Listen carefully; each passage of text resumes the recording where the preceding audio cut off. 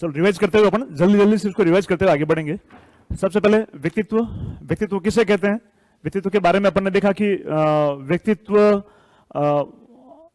एक ग्रीक शब्द है पर्सोना। पर्सोना से डराई हुआ है, पर्सोना से व्युत्पत्ति हुआ है, पर्सोना से पर्सनालिटी बना है। ठीक है, पर्सनालिटी को अलग अलग लोगों ने अलग अलग तरीके से परिभाषित किया है, जिसमें जो सबसे अच्छी जो परिभाषा है गॉर्डन आल्पोर्ट की परिभाषा है ना।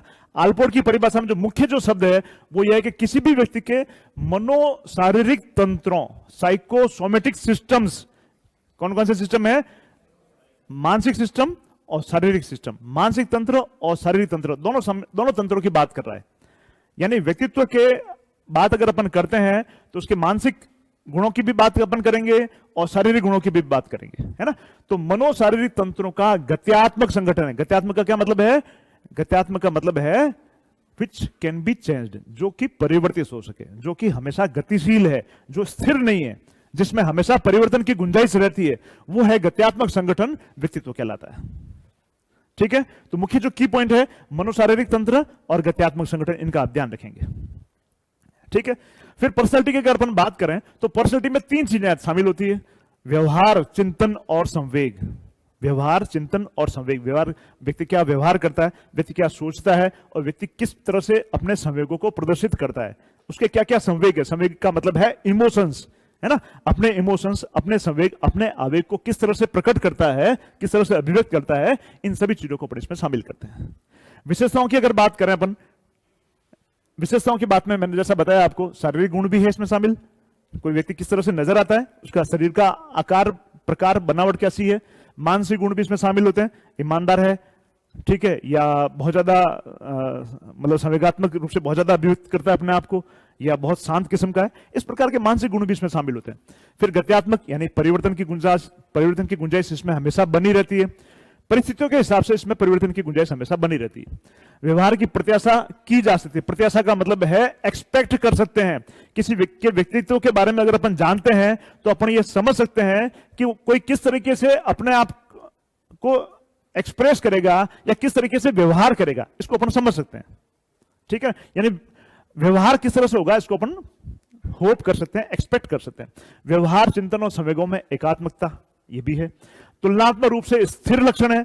तुलनात्मक रूप से स्थिर लक्षण है, ऐसा नहीं है कि आज मतलब कुछ लक्षण ऐसे होते हैं जो अपने परिस्थितियों के हिसाब से कुछ भी अपन प्रकट कर लेते हैं। जैसे कोई व्यक्ति है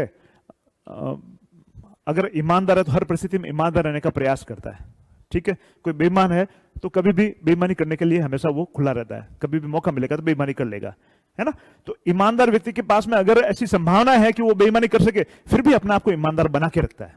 ये क्या बात है? ये बात है कि व्यक्तित्व के कुछ ऐसे लक्षण होते हैं जिसमें कुछ स्थिरता होती है, कुछ स्थिर लक्षण होते हैं। ठीक है, लेकिन फिर भी अपने साथ में एक दूसरी बात भी करते हैं, इसमें परिवर्तन की गुंजाइश रहती है। परिवर्तन की गुंजाइश का मतलब परिस्थितियों के हिसाब से व्यक्ति अपने आप में इन लक्षणों को कम प्रकट करना, ज्यादा प्रकट करना, तीव्रता कम करना, तीव्रता बढ़ा देना। गुस्से की प्रवृत्ति है, कभी गुस्सा कम आ सकता है, कभी गुस्सा ज्यादा आ सकता है। एक ही परिस्थिति में वो देख लेता है गुस्सा किस पे करना है, पापा पे गुस्सा करना है तो थोड़ा कम करेगा, छोटे भाई पे गुस्सा करना है तो ज्यादा गुस्सा करेगा। यानी परिस्थितियों के हिसाब से वो थोड़ा सा इसमें परिवर्तन भी करने की गुंजाइश हमेशा बना के रखता है। तो समझ रहे होंगे, व्यक्तित्व वैसे तो तुलनात्मक रूप से स्थिर लक्षण है, स्थिर लक्षण की अपन बात करता है व्यक्तित्व, लेकिन इसमें गत्यात्मकता भी होती है। ठीक है ना। फिर समायोजन की योग्यता है, परिस्थितियों के हिसाब से समायोजन कर सकता है, परिस्थितियों के हिसाब से एडजस्टमेंट कर सकता है। समायोजन का मतलब है एडजस्टमेंट कर सकता है। ठीक है ना।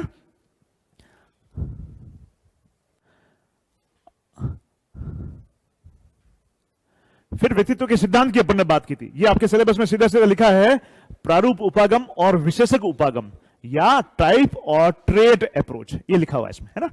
देखो, टाइप और ट्रेट अप्रोच को पहले आपको समझना है। टाइप अप्रोच क्या है और ट्रेट अप्रोच क्या है, दोनों में वास्तव में मूल रूप से अंतर क्या है, यह समझना है। टाइप अप्रोच तो यह बताता है कि व्यक्ति की जो व्यवहारात्मक विशेषता है, जो कोई देखकर बता सकता है ना, ऐसी सारी व्यवस्था टाइप अप्रोच में आती है या प्रारूप उपागम में आते हैं। जिसको प्रेक्षित किया जा सकता है, जिसका परीक्षण अपन कर सकते हैं, जिसको अपन देखकर ऑब्जर्व करके अपन जिसको एक क्लासिफाई कर सकते हैं। ऑब्जर्व करके भाई के कोई पतला दुबला है तो ऑब्जर्व करके देख के अपन पता लगा सकते हैं, है ना। अगर कोई एथलेटिक हमें नजर आता है, कोई खेलता कूदता है, तो उसकी बॉडी से अगर हमें पता चल जाता है कि वो एथलेटिक किस्म का व्यक्ति है ना, जिसको ऑब्जर्व करके पता किया जा सके, इस प्रकार की जो विशेषताएं हैं, इस प्रकार के जो सारे वर्गीकरण हैं, वो टाइप अप्रोच में अपन पढ़ते हैं। समझ रहे होंगे टाइप अप्रोच में मुख्यतः जोर किस पर है? टाइप अप्रोच में मुख्यतः जोर है जिन चीजों को, जिन लक्षणों को हम ऑब्जर्व कर पाते हैं, जिन लक्षणों को हम देखकर समझ पाते हैं, वो सारे के सारे किस में आएंगे? टाइप अप्रोच में। व्यवहारात्मक जो विशेषताएं हैं, व्यवहार में जो चीजें नजर आती है, वो अपन इसमें करेंगे। ठीक है। फिर है ट्रेट अप्रोच या विशेषक या शीलगुण सिद्धांत। सारे शीलगुण सिद्धांत जो है थोड़े से अलग प्रकार के हैं। थोड़े से अलग प्रकार का मतलब यहां पर अपन देख के महसूस कर पा रहे हैं, लेकिन ये मनोवैज्ञानिक प्रकार के लक्षण है। ये कैसे लक्षण है? मनोवैज्ञानिक प्रकार के लक्षण है, जो देखने से शायद हमें पता नहीं चलेगा। इनको पता लगाने के लिए विशेष स्किल की जरूरत है, या उसके साथ में रहने की जरूरत है, या उसको और अच्छी तरह से समझने की जरूरत है। तो जो मनोवैज्ञानिक प्रकार के लक्षण है, मनोवैज्ञानिक प्रकार के जो वर्गीकरण है, वो अपन ट्रेट अप्रोच में अपन पढ़ेंगे। ठीक है। तीसरी प्रकार की अप्रोच अंतरक्रियात्मक अप्रोच है। इसको आप नहीं लिखेंगे तो भी चलेगा, लेकिन अंतरक्रियात्मक अप्रोच कहती है कि अलग अलग नहीं करके, ये कभी ये और कभी ये आपस में मिक्स होकर भी नए प्रकार के, हालांकि ये अपने सिलेबस में नहीं, अपने सिलेबस में 2 ही है, इसलिए अपन पढ़ेंगे, इन 2 को ही पढ़ेंगे। ठीक है ना। तो दोनों में मुख्य अंतर आपको नजर आया होगा, समझ में भी आ गया होगा। टाइप अप्रोच में अपन क्या पढ़ने वाले हैं? जिनको ऑब्जर्व अपन कर सकते हैं, इस प्रकार के लक्षण। और ट्रेट अप्रोच में क्या आएगा? मनोवैज्ञानिक लक्षण। मनोवैज्ञानिक लक्षण जिनको ऑब्जर्व करके सीधा अपन क्लासिफाई नहीं कर सकते, उसके लिए थोड़ा सा हमें और गहनता से उसको परीक्षण करना पड़ेगा, गहनता से उसको जानना पड़ेगा हमें। ठीक है ना। फिर प्रारूप उपागम अपन ने पढ़े थे। प्रारूप उपागम में कुछ वर्गीकरण अपन ने पढ़े थे। पहला वर्गीकरण अपन ने पढ़ा हिपोक्रेटस का सिद्धांत। ये हिपोक्रेटस जो है, ये ग्रीक एक विद्वान थे हिपोक्रेटस। हिपोक्रेटस ने व्यक्तित्व को अलग अलग क्लासिफाई करने के लिए ह्यूमर या फ्लूइड का उपयोग किया। फ्लूइड पर आधारित वर्गीकरण है। किस पर आधारित वर्गीकरण है? कुछ तरल पर आधारित वर्गीकरण है। हमारे बॉडी में मिलने वाले कुछ तरल जो होते हैं, हमारे बॉडी में मिलने वाले तरल कौन कौन से हो सकते हैं? जैसे हमारा रक्त है, जैसे हमारा जो श्लेष्मा जो बाहर आता है, कफ जिसको अपन कहते हैं, वो है, हमारा पित्त है। ठीक है। उन पर आधारित जो वर्गीकरण है, वो हिपोक्रेटस ने दिया था। ठीक है ना। जैसे हम आयुर्वेद में भी कहते हैं, आयुर्वेद में वात, पित्त और कफ की मुख्य जो इसी पर जोर है पूरा आयुर्वेद का, तो यहां पर भी हिपोक्रेटस ने जो वर्गीकरण दिया, इन्हीं तरल के आधार पर दिया। इस तरल के आधार पर उन्होंने 4 प्रकार के, उन तरलों के आधार पर 4 प्रकार के व्यक्तित्व में वर्गीकृत किया। एक है आशावादी, है ना, इनमें रक्त की प्रधानता होती है, ये हमेशा किसी भी चीज को लेकर आशान्वित रहते हैं। ठीक है। बहुत ज्यादा पॉजिटिव एटीट्यूड इनका है। जबकि दूसरे हैं निराशावादी, इनमें काले पित्त की इसमें प्रधानता होती है, जिसको मेलानोकोलिक भी कहते हैं अपन, इसकी प्रधानता होती है। तीसरा है मंद व्यक्ति। मंद व्यक्ति का मतलब जिसमें ऊर्जा का स्तर थोड़ा सा कम हो, ऊर्जा का स्तर कम हो, बहुत शांत प्रकार का नजर आता है, जहां ऊर्जा ज्यादा प्रदर्शित करनी चाहिए वहां पर भी नहीं कर पाता है। यह है मंद व्यक्ति, जिसमें कफ और श्लेष्मा की प्रधानता होती है। ठीक है। और चौथे प्रकार का व्यक्ति होता है कोपशील या क्रोधी व्यक्ति। चौथे प्रकार का व्यक्ति कौन सा है? क्रोधी व्यक्ति, जिसमें ऊर्जा है, लेकिन जहां पर ऊर्जा का अनुपातिक रूप में प्रकट करना, उसमें इतना संयम नहीं होता है। ऊर्जा को बहुत ज्यादा एक्सप्लोसिव यानी विस्फोटक रूप से प्रकट करने की कोशिश करता है कोपशील या क्रोधी व्यक्ति। ठीक है।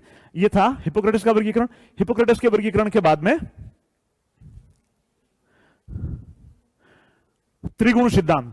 त्रिगुण सिद्धांत जो है, हमारी इंडियन माइथोलॉजी, हमारा जो भारतीय जो माइथोलॉजी जो है, उस पर आधारित ये है। हमारे इंडियन जो दर्शन है, भारतीय जो दर्शन है, भारतीय दर्शन में हम त्रिगुण की बात करते हैं। किसकी बात करते हैं? त्रिगुण की बात करते हैं। अगर आप गीता पढ़ेंगे, जैसे अपन पढ़ेंगे, कभी इतिक समय पढ़ने का मौका मिला तो गीता पढ़ेंगे, उसमें तो गीता के अंदर भी 3 गुणों की बात की जाती है। गीता में कृष्ण भगवान अर्जुन को समझाते हैं कि 3 प्रकार के गुण, सत्वगुण, रजोगुण और तमोगुण, अलग अलग 3 प्रकार के गुण व्यक्तियों में हो सकते हैं।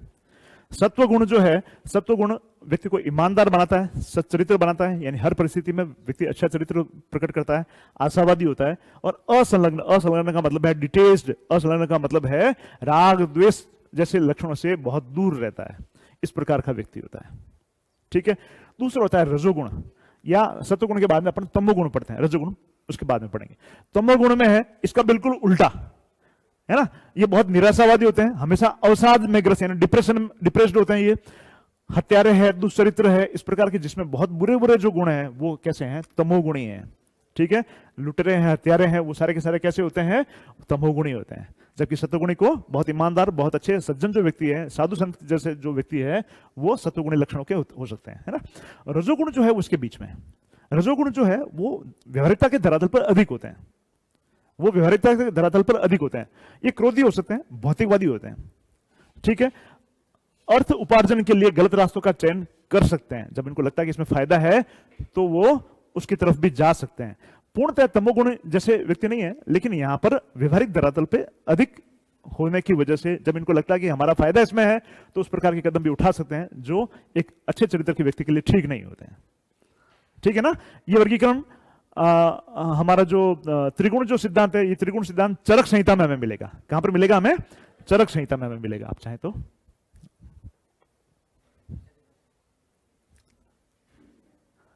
चरक संहिता में हमें मिलेगा, हालांकि ये सब आपके पास पड़ा है।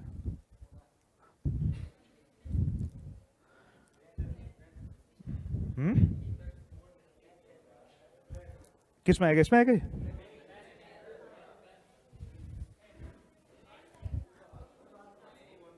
नहीं, पेन का यूज तो ठीक है, पेन का यूज तो कर लिया मैंने, मेरे को ये वापस देखना है ना। ठीक है, ठीक है, हाँ ठीक है। चलो फिर है, नेक्स्ट है त्रिगुण सिद्धांत के बाद में है शेल्डन का सिद्धांत। शेल्डन का सिद्धांत चित्रों से हमें प्रकट हो रहा है, साफ साफ चित्रों से साफ साफ हमें नजर आ रहा है। ये जो सिद्धांत है, ये सिद्धांत व्यक्ति के आकार प्रकार पे, व्यक्ति किस तरह से हमें, व्यक्ति की शारीरिक बनावट हमें कैसी नजर आती है, उस आधार पर यह वर्गीकरण है, ठीक है। इसमें गोलाकार व्यक्ति का मतलब क्या हो गया? जो गोल मोटोल है, मोटा ताजा है ना। मोटा ताजा होगा तो क्या होगा? मोटा ताजा होगा तो क्या होगा? उसमें एनर्जी का लेवल थोड़ा सा कम होगा, वो हमेशा आलसी सा हमें फील होगा, है ना। इस प्रकार के जो व्यक्ति है वो आएंगे एंडोमॉर्फिक, लेकिन वो मिलनसार होते हैं, लेकिन वो मस्त मोला होते हैं, है ना। ये एंडोमॉर्फिक, जिनको विसरोटोनिक भी कहते हैं अपन, ये व्यक्ति होंगे, ठीक है ना। विसरोटोनिक यानी एंडोमॉर्फिक, ये इस प्रकार के व्यक्ति होंगे। दूसरे है मिजोमॉर्फिक, दोनों के बीच में मिजो का मतलब मध्य में, है ना। एक तरफ एंडोमॉर्फिक है, एक तरफ एक्टोमॉर्फिक है। जहां पर ये बहुत ज्यादा स्थूल है, भारी भरकम है, वहां पर एक्टोमॉर्फिक की बात करें तो ये बिल्कुल पतले दुबले से हैं, बिल्कुल थिन, जिनके ऊपर हड्डियों के ऊपर चमड़ी चिपका दी गई हो, है ना। इस प्रकार के व्यक्ति है, ठीक है। जबकि जो मिजोमॉर्फिक है वो इन दोनों के बीच में है, वो मांसल व्यक्ति है, वो एक तरीके से सुडौल है, एक्सरसाइज करने वाले एथलेटिक किस्म के व्यक्ति जो होते हैं वो मिजोमॉर्फिक व्यक्ति होते हैं। यानी ये वर्गीकरण किस आधार पर है? ये वर्गीकरण है शारीरिक बनावट के आधार पर। ये किस आधार पर है? शारीरिक बनावट के आधार पर वर्गीकरण है, ठीक है ना। फिर अगला वर्गीकरण है क्रैस्मर का वर्गीकरण। ये क्रैस्मर का वर्गीकरण शेल्डन के वर्गीकरण से कोई बहुत ज्यादा अलग नहीं है, ठीक है। जहां शेल्डन ने शारीरिक बनावट को महत्व दिया है, इसने शारीरिक बनावट से जुड़े हुए लक्षणों को महत्व दिया है। जो 3 प्रकार है वो तीनों प्रकार लगभग इसमें वही है। उसमें जो एंडोमॉर्फिक था वो इसमें पिकनिक प्रकार है, जिसको शेल्डन ने एंडोमॉर्फिक कहा है, जिसमें मोटा गोल मटोल व्यक्ति जो होता है वो इसमें पिकनिक कहा गया है, ठीक है। तो लक्षण सारे वही है, आप आराम से लिख लेंगे। दूसरा है एस्थेनिक। एस्थेनिक जो है वो एक्टोमॉर्फिक प्रकार का व्यक्ति है, जिसमें वो एक्टोमॉर्फिक कहा है, साइजोट जो व्यक्ति कहा है वो इस प्रकार का व्यक्ति है, पतला दुबला सा व्यक्ति है, सामाजिक जिम्मेदारियों से दूर भागने वाला लंबे पतले दुबले व्यक्ति होते हैं। जबकि इन दोनों के बीच में जिसको मिजोमॉर्फिक शेल्डन ने कहा है वो यहां पर एथलेटिक है। एथलेटिक का मतलब क्या हो गया? खेलकूद करने वाला, जिसकी बॉडी सुडौल होगी, वो व्यक्ति ये होंगे। खिलाड़ी है, अनुशासन प्रिय व्यक्ति, एथलेटिक व्यक्ति, क्योंकि कोई खिलाड़ी है तो डेफिनेटली अनुशासन प्रिय तो होगा। खिलाड़ी है तो टाइम से उठना, एक्सरसाइज करना, इन सारे प्रकार का अनुशासन तो उसमें होगा ही होगा। फिर इन तीनों कुछ मिश्रित प्रकार के जो व्यक्ति है उनको उन्होंने डिस्प्लास्टिक व्यक्ति कहा है, ठीक है ना। तो बाकी 3 तो वही है। चौथा प्रकार इन्होंने देखा होगा कि कई व्यक्ति मोटे दुबले होकर भी सामाजिक जिम्मेदारियों से दूर भागने वाले हो सकते हैं, है ना। इस प्रकार के व्यक्तियों को उन्होंने डिस्प्लास्टिक कहा है, ठीक है। फिर अगला है जुंग का वर्गीकरण, जिसको युंग भी कहते हैं। युंग, जुंग, जो भी आप किताबों में मिले, आप कुछ भी लिख सकते हैं, इंग्लिश में लिखेंगे JUNG। जो जुंग का या यंग का जो वर्गीकरण है, ये वर्गीकरण थोड़ा सा मानसिक की तरफ, मानसिक लक्षणों की तरफ झुका हुआ सिद्धांत है। इसमें जो व्यक्तित्व के जो प्रकार जो बताए हैं, एक तो है एक्सट्रोवर्ट यानी बहिर्मुखी, और दूसरा है इंट्रोवर्ट यानी अंतर्मुखी। दो प्रकार के व्यक्ति उन्होंने बताया, बहिर्मुखी और अंतर्मुखी। आप जानते हैं बहिर्मुखी का मतलब क्या है? लोगों से मिलने जुलने में नहीं, लोगों से मिलने जुलने में जिसका ज्यादा इंटरेस्ट होता है, लोगों से बहुत जल्दी आराम से बहुत जल्दी समन्वय कर लेता है, सामंजस्य कर लेता है, अपने बात को बहुत अच्छी तरह से लोगों को संप्रेषित कर सकता है, कम्युनिकेट कर सकता है, बात कर सकता है उनसे। ठीक है, बात करने में हमेशा जागरूक रहता है। कहीं पर भी कोई पार्टी गोइंग है, पार्टी गोइंग जो व्यक्ति है वो एक्सट्रोवर्ट प्रकार का व्यक्ति है। ठीक है, जबकि जो संकोचशील व्यक्ति है, जिसको स्टेज पर आने में जिसके पसीने पसीने हो जाए, हाथ पांव में उनके धड़धड़ाहट से शुरू हो जाए, वो सारे कैसे हैं? इंट्रोवर्ट व्यक्ति है। इनका स्वभाव कैसा है? एकांकीपन स्वभाव है। ठीक है, ये सामूहिकता से और भीड़ भाड़ से बचने वाले व्यक्ति होते हैं। ठीक है, ये जो वर्गीकरण है कुछ कुछ किधर झुका हुआ है, कुछ कुछ मनोविश्लेषक जो लक्षण है उनकी तरफ झुका हुआ है वर्गीकरण। अगला वर्गीकरण फ्रीडमैन और रोजनमैन ने दिया था। ये फ्रीडमैन और रोजनमैन का जो है, ये कुछ बीमारियों को लक्षित करके ये वर्गीकरण दिया था। मुख्यतः तो इन्होंने दो ही प्रकार बताए थे, टाइप ए और टाइप बी। कौन कौन से हैं? फ्रीडमैन और रोजनमैन। ठीक है, दोनों ही मैन है, फ्रीडमैन और रोजनमैन। दो प्रकार के जो व्यक्ति इन्होंने बताया, टाइप ए और टाइप बी। टाइप ए के जो व्यक्ति है वो, उनमें हाई ब्लड प्रेशर जैसी बीमारियां रह सकती है, कोरोनरी हार्ट डिजीज यानी हार्ट की जो हार्ट अटैक से संबंधित जो बीमारियां हैं इनमें हो सकती है। इनमें धैर्य नहीं होता है, बहुत ज्यादा ऊर्जाशील होते हैं, इनमें धैर्य नहीं होता है, हमेशा एक उधेड़बुन में लगे रहते हैं, हमेशा एक जल्दबाजी में लगे रहते हैं, जिस काम में कर रहे हैं उस काम में फोकस नहीं कर पाते हैं, क्योंकि उस समय उनको अगले काम के बारे में विचार आने लग जाते हैं, है ना। इस प्रकार के जो व्यक्ति है, उच्च स्तरीय प्रेरण के व्यक्ति, ऊर्जावान व्यक्ति, कार्य की अधिकता, समय का अभाव, धैर्यहीन, ज्यादा बीपी होना, ये टाइप ए की प्रकार के व्यक्ति है। ठीक है, और इसके उलट जिनमें ये सारी चीजें नहीं हो, वो टाइप बी प्रकार के व्यक्ति, जो कुछ निराशावादी है, जिनमें बहुत धैर्य, बहुत आराम से कर लेंगे, भाई कहां जल्दबाजी है, कर लेंगे, हो जाएगा काम, है ना। वो है धैर्य, जिनमें बहुत ज्यादा धैर्य है, कार्य के प्रति नकारात्मक भाव है, मैं नहीं करूंगा तो क्या कोई और कर लेगा, काम कौन सा पड़ा रहेगा, मुझे करना जरूरी थोड़ी है। इस प्रकार के जो व्यक्ति है वो है कार्य के प्रति नकारात्मक भाव वाले व्यक्ति। हाँ, पढ़ाई में भी ऐसा है, आप नहीं करोगे तो कोई और कर लेगा, सिलेक्शन आपका नहीं होगा तो किसी और का हो जाएगा, है ना। तो टाइप बी व्यक्ति अपन को नहीं बनना है, अपन को कैसा बनना है? टाइप ए और टाइप बी के बीच का बनना है, क्योंकि टाइप ए तो हमें और परेशान करेगा, बहुत सारी बीमारियों से हमें परेशान करेगा, और हम फोकस नहीं कर पाएंगे, है ना, इसलिए ये भी ठीक नहीं है। समय की अधिकता, इसमें कोलेस्ट्रॉल ज्यादा होता है, क्योंकि कार्य करते नहीं है तो मोटापा होगा, कोलेस्ट्रॉल इनमें ज्यादा होगा, हार्ट की बीमारियां इनमें भी हो सकती है। मुख्यतः दो ही है। फिर टाइप सी और टाइप डी भी बताया गए थे, इनका कोई खास महत्व नहीं है इनका, ठीक है। टाइप सी मॉरिस ने बताया था, और टाइप डी भी इन्होंने अवसाद वाले व्यक्ति के बारे में बताया था। यहां तक ही चला था। चलो, अब ये टाइप अप्रोच पूरी हो गई, इसका मतलब, है ना। अब अपन ट्रेट अप्रोच पढ़ते हैं आज। ट्रेट अप्रोच का मतलब क्या है? शील गुण सिद्धांत या विशेषक सिद्धांत, ठीक है ना।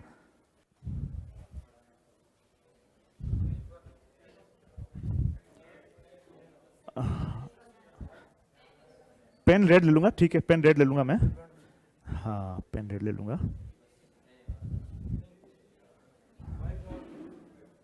न्यू पेज का वाइट हुआ क्या? अच्छा ठीक है। अब है ट्रेड अप्रोच, नजर आ रहा है?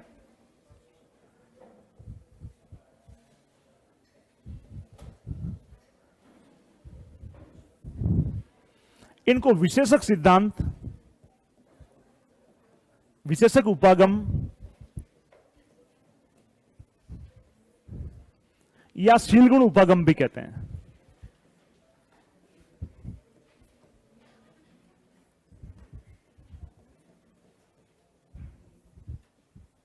इनको शीलगुण उपागम या विशेषक उपागम भी अपन कहते हैं। पहले आपको समझना है विशेषक क्या है या शीलगुण क्या है। विशेषक क्या है या शीलगुण क्या है, थोड़ा सा हमें पहले यह समझना पड़ेगा। विशेषक जो है, जैसा मैंने बताया आपको,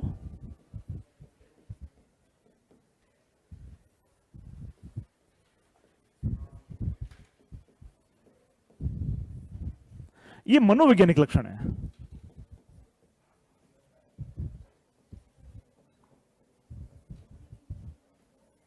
ये मनोवैज्ञानिक लक्षण है।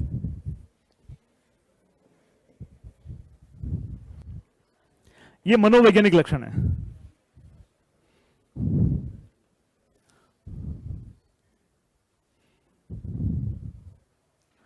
इनके बारे में जो आलपोर्ट है, आलपोर्ट ने इनके बारे में बताया था।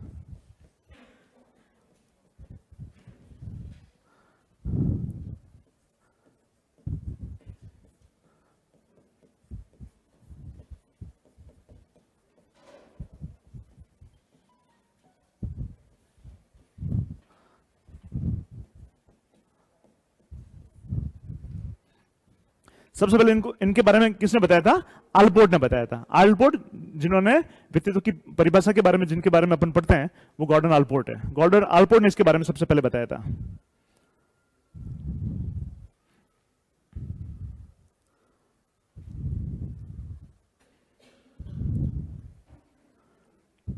गॉर्डन आलपोर्ट ने कहा कि व्यक्तित्व के ऐसे लक्षण,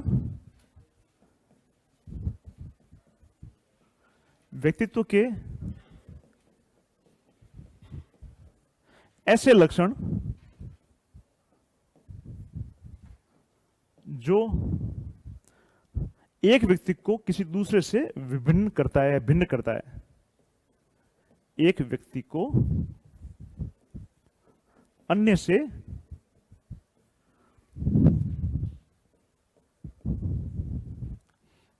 पृथक करता है।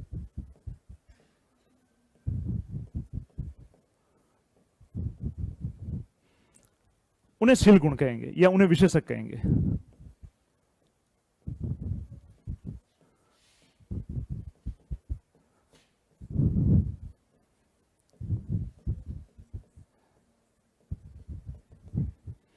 उन्हें शील गुण या विशेषक अपन कहते हैं।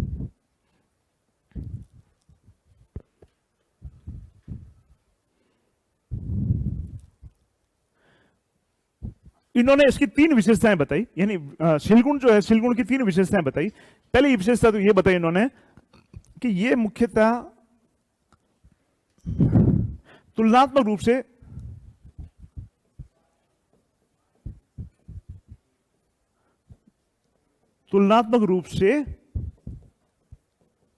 स्थायी होते हैं। पहली विशेषता क्या बताई? तुलनात्मक रूप से स्थायी होते हैं। जैसे अगर मैं किसी के ईमानदार होने की बात करता हूं तो तुलनात्मक रूप से स्थायी है। जैसे शरीर के बनावट की अगर मैं बात करूं तो ये तुलनात्मक रूप से स्थायी नहीं है। आज अगर खान पान अगर मेरा ठीक नहीं है, जंक फूड ज्यादा खा रहा हूं तो मोटा हो जाऊंगा। कुछ समय के बाद अगर मैं एक्सरसाइज करने लगूं तो हो सकता है शायद वापस पतला हो जाऊं। यानी ये समय के साथ बहुत ज्यादा स्थायी नहीं होते हैं। जबकि ये जो शील गुण जो है, ये शील गुण कैसे होते हैं? तुलनात्मक रूप से स्थायी होते हैं, समय की विमा पर स्थायी होते हैं। समय की विमा का मतलब समय के साथ में हमेशा स्थायी होते हैं। ये कैसे होंगे? समय के साथ स्थायी होते हैं। सेकंड है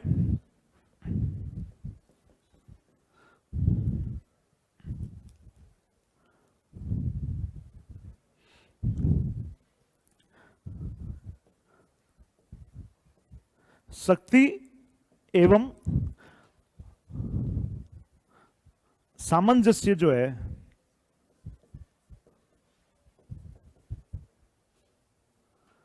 में विभिन्नता परिस्थितियों के साथ हो सकती है।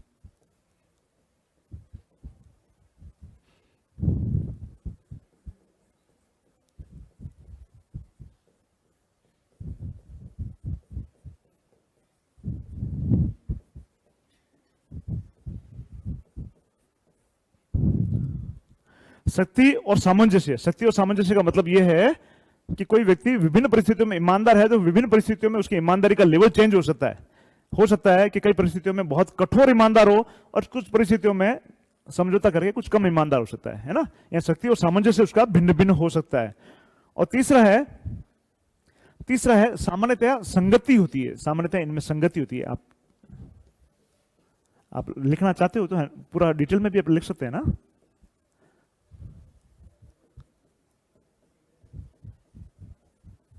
ये 3 इसकी विशेषताएं। सामान्यतः संगति का मतलब है कि अगर कोई ईमानदार व्यक्ति है ना तो ईमानदारी से जो सारे लक्षण, ईमानदारी जैसे जो लक्षण है वो सभी उसमें होंगे।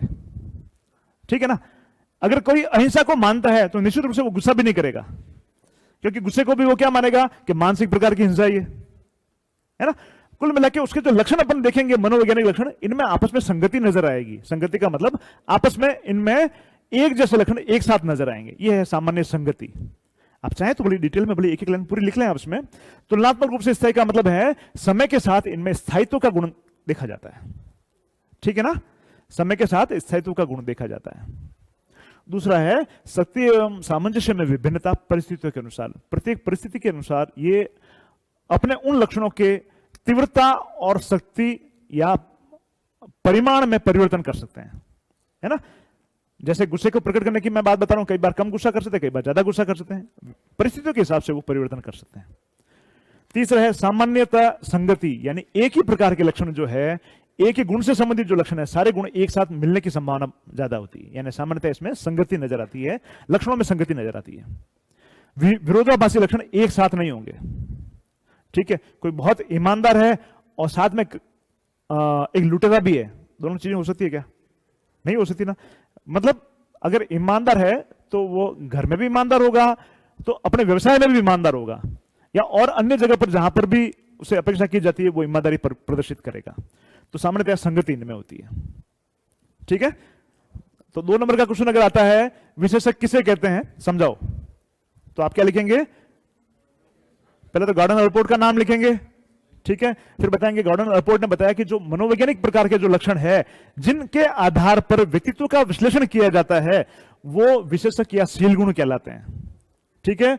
अल्पोर्ट ने इनके बारे में बताया कि ये व्यक्तित्व के ऐसे लक्षण हैं जो व्यक्ति को अन्य व्यक्तियों से पृथक करते हैं, यानी किसी व्यक्ति के 2 व्यक्ति को पहचानने के लिए जिनका उपयोग करते हैं वो विशेषक या शील गुण होते हैं, ठीक है ना। 2 मोटे व्यक्ति हो सकते हैं, लेकिन मोटे व्यक्ति होने के बावजूद भी एक मोटा व्यक्ति दूसरे से बिल्कुल एक जैसा तो नहीं होगा, है ना। उनको और पहचानने के लिए जो अपन जिन लक्षणों का उपयोग करते हैं वो सारे के सारे विशेषक या शील गुण हैं, ठीक है। फिर अगले इसके मुख्य 3 प्रकार की विशेषताएं, बस इतना ही लिखना, ज्यादा वर्णन नहीं करना है ना, बस इतना ही लिखना है, ठीक है। चलो नेक्स्ट, अब इसमें अपन कुछ इसके जो वर्गीकरण, वो वर्गीकरण अपन पढ़ते हैं इसमें।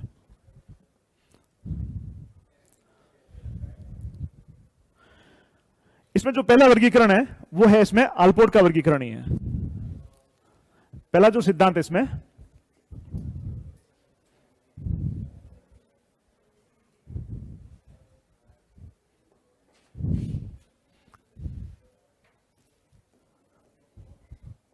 आल्पोर्ट का शील गुण सिद्धांत।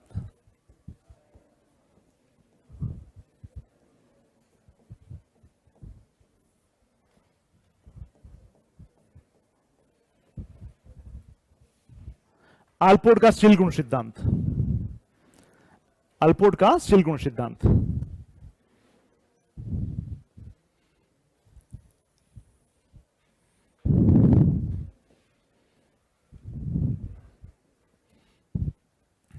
तो परिभाषा तो आल्पोर्ट ने बताई थी कि विशेषक किसे कहेंगे, कुछ मनोवैज्ञानिक प्रकार के लक्षण है ना। उससे आगे बढ़ के इसने जब सिद्धांत दिया तो इसने बताया कि जो शील गुण है ना, ये शील गुण भी अलग अलग प्रकार के होते हैं। इन्होंने बताया कि जो शील गुण है वो 3 प्रकार के शील गुण हो सकते हैं। शील गुण कितने प्रकार के हो सकते हैं? शील गुण को दूसरा नाम क्या किस नाम से जानते हैं अपन? विशेषक के नाम से जानते हैं। और इंग्लिश में किस नाम से जानते हैं अपन? ट्रेट के नाम से जानते हैं। किस नाम से जानते हैं अपन?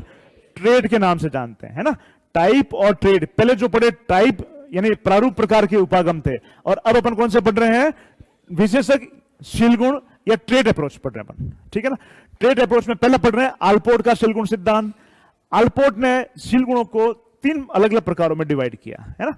पहला प्रकार है इसमें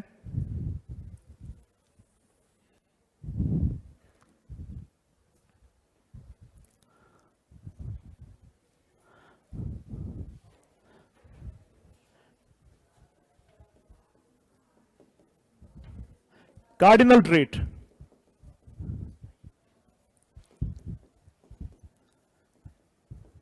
कार्डिनल शील गुण।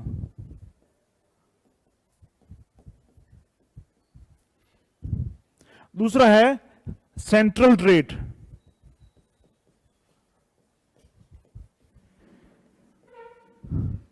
केंद्रीय शील गुण।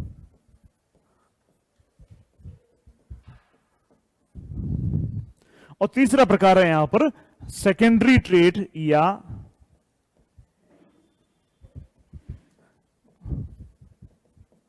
गौण या द्वितीयक प्रकार के शील गुण।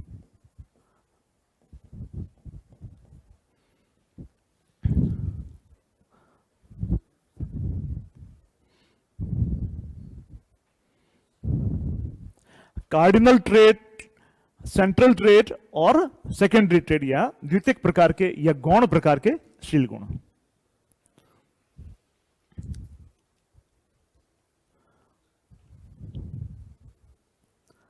इन दोनों का सामान्यकरण किया जा सकता है।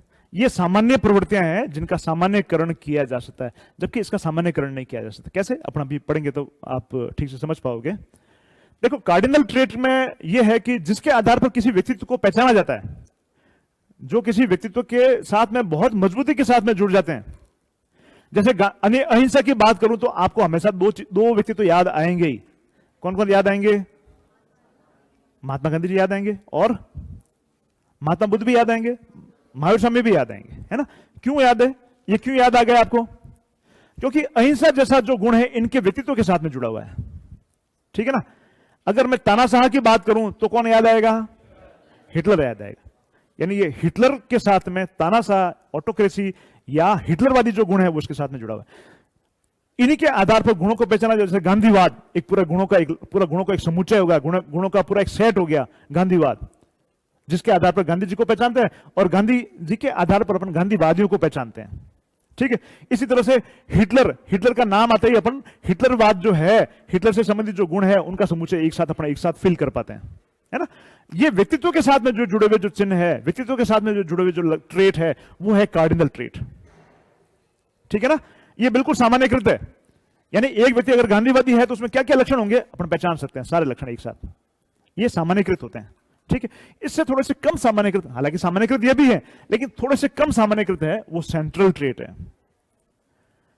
किसी का अनुशंसा पत्र बनाते हैं, कोई जैसे एसडीएम साहब अपने यहां से रिलीव होकर कहीं और जा रहे हैं, ट्रांसफर हो गया है, तो अपन सब मिलकर एसडीएम साहब को अपने यहां पर बुलाते हैं। अपने यहां बुलाने के साथ में उनसे एक प्रबोधन करवाते हैं। प्रबोधन करवाने के बाद में लास्ट में अपन क्या करते हैं, उनको अपन एक अनुशंसा पत्र मतलब प्रशंसा पत्र अपन उनका एक छाप के देते हैं। प्रशंसा पत्र में अपन क्या लिखेंगे, कौन कौन से गुणों का उल्लेख करेंगे उसमें अपन?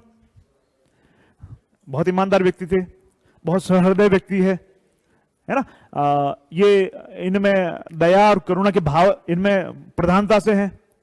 ये सारे जो भाव, ये सारे जो लक्षण आप देख रहे हैं, ये सारे के सारे कार्डिनल सेंट्रल ट्रेट है। समझ आ रहा होगा? दोनों का अंतर समझ आया आपको? इसमें कौन से लक्षण अपन ने देख रहे हैं?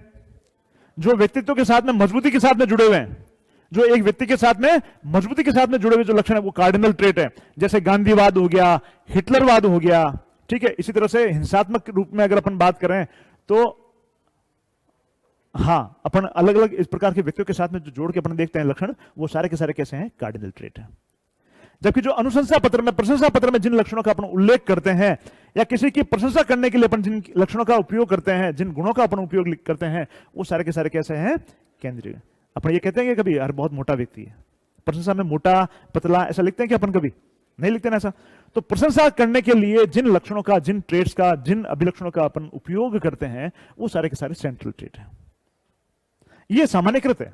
अगर कोई ईमानदार व्यक्ति है तो उसके हर कृत्य में उसकी ईमानदारी नजर आएगी हमें, है ना। इसलिए ये सामान्यकृत है। सामान्यकृत का मतलब उसको सामान्यकरण किया जा सकता है, हर व्यवहार में वो परिलक्षित होगा, हर व्यवहार में वो चीज नजर आएगी, ये सेंट्रल ट्रेट, ठीक है ना। जबकि जो सेकेंडरी ट्रेट है, सेकेंडरी ट्रेट प्रमुख ट्रेट नहीं है। मुझे आम खाना पसंद है, क्या ये सामान्यकृत कर सकता हूं क्या मैं? इसका मतलब ये है कि मैं केवल आम ही खाता हूं और कुछ नहीं खाता हूं, या मुझे आम ही पसंद है और कोई पसंद नहीं है, या जहां पर भी जाऊंगा मैं आम ही खाऊंगा, ऐसा हो सकता है क्या? नहीं हो सकता ना।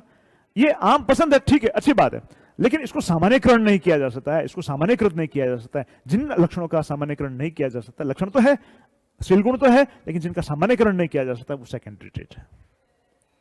तीनों का अंतर समझ में आया होगा आपको, है ना। कार्डिनल ट्रेट में क्या लिखेंगे आप? व्यक्ति के साथ में मजबूती के साथ में जुड़े हुए व्यक्ति की पहचान जिन लक्षणों से की जाती है वो कार्डिनल शील गुण है। लिख लें आप इसमें, ऐसे विशेषक या शील गुण, ऐसे विशेषक या शील गुण जो किसी एक व्यक्ति के साथ में, ऐसे विशेषक या शील गुण जो किसी एक व्यक्ति के साथ में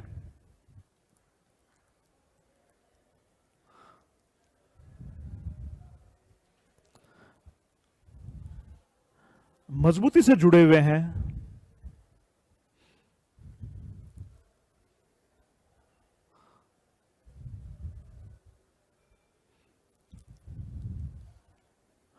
उन्हें कार्डिनल ट्रेट या कार्डिनल शील गुण कहते हैं।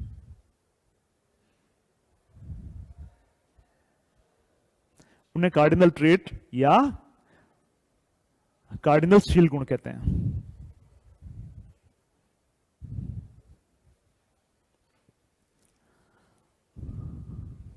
जैसे अहिंसा शील गुण गांधी जी से, जैसे अहिंसा शील गुण गांधी जी का कार्डिनल शील गुण है। जैसे अहिंसा शील गुण गांधी जी का कार्डिनल शील गुण है। जैसे अहिंसा शील गुण गांधी जी का कार्डिनल ट्रेट या कार्डिनल शील गुण है।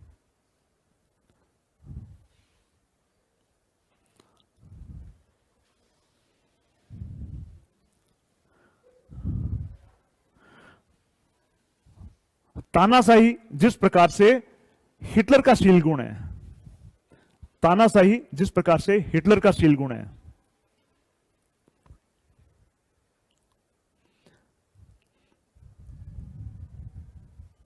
तानाशाही जिस प्रकार से हिटलर का शील गुण है, सत्यवादिता जिस प्रकार से युधिष्ठिर का शील गुण है, सत्यवादिता जैसे युधिष्ठिर का शील गुण है, सत्यवादिता जैसे युधिष्ठिर का शील गुण है। युधिष्ठिर पांडवों में जो सबसे ज्येष्ठ है, पांडवों में जो सबसे बड़े जो पांडव है वो युधिष्ठिर है ना, जिन्होंने एक बार झूठ बोला था। कौन सा झूठ बोला था? अश्वत्थामा हतो, अश्वत्थामा मारा गया, है ना।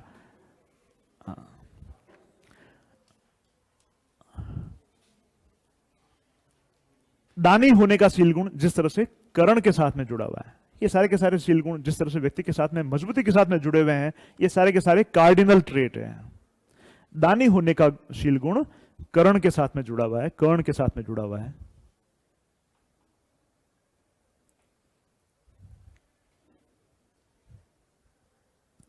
बहुत ही एग्जाम्पल, इनको सामान्यकृत किया जा सकता है, या ये सामान्यकृत प्रवृत्तियां होती है, ये सामान्यकृत प्रवृत्तियां होती है। कोई इंग्लिश मीडियम का तो नहीं है स्टूडेंट? नहीं है, ठीक है। ये सामान्यकृत प्रवृत्तियां, जनरलाइज ट्रेट्स है, ये सामान्यकृत प्रवृत्तियां हैं। नेक्स्ट है सेंट्रल ट्रेट्स। सेंट्रल ट्रेट्स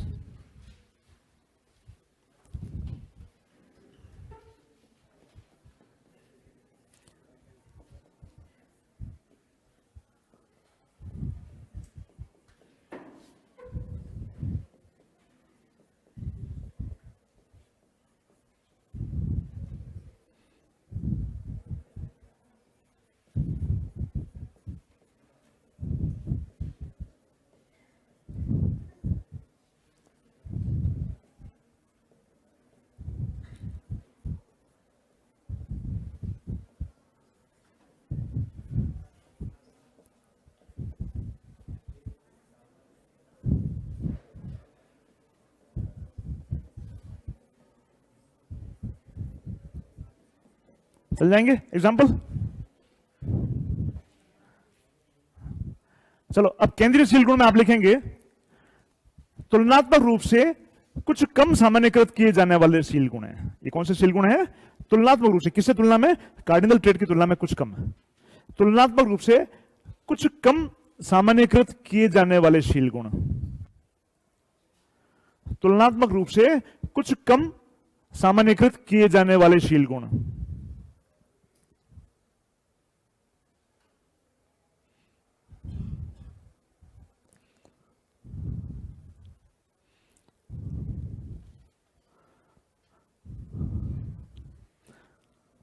अधिकांशतया इन शील गुणों का उपयोग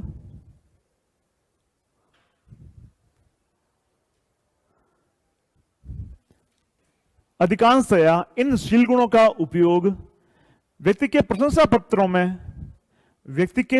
पत्रों में किया जाता है। व्यक्ति के प्रशंसा पत्रों में किया जाता है।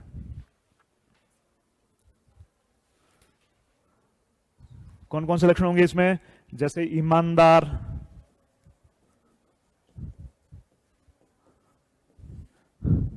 दयालु, विवेकशील,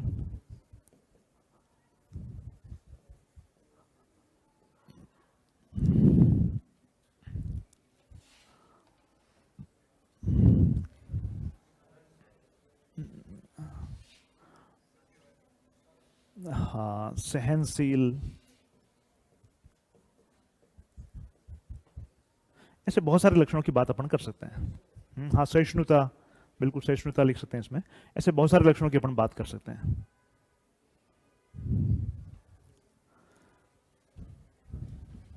ये थोड़े से कम सामान्यकृत है।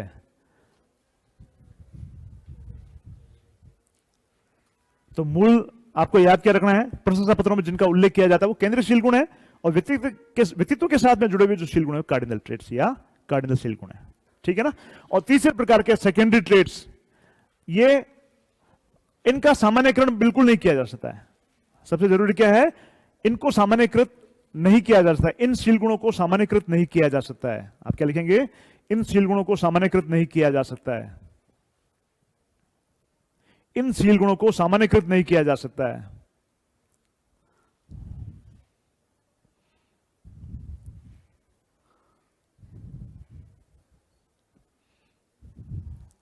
पसंद नापसंद से जुड़े शील गुण, पसंद नापसंद से जुड़े शील गुण गौण शील गुण, सेकेंडरी शील गुण कहलाते हैं। गौण या सेकेंडरी शील गुण कहलाते हैं। गौण को आप हिंदी में द्वितीयक भी लिख सकते हैं।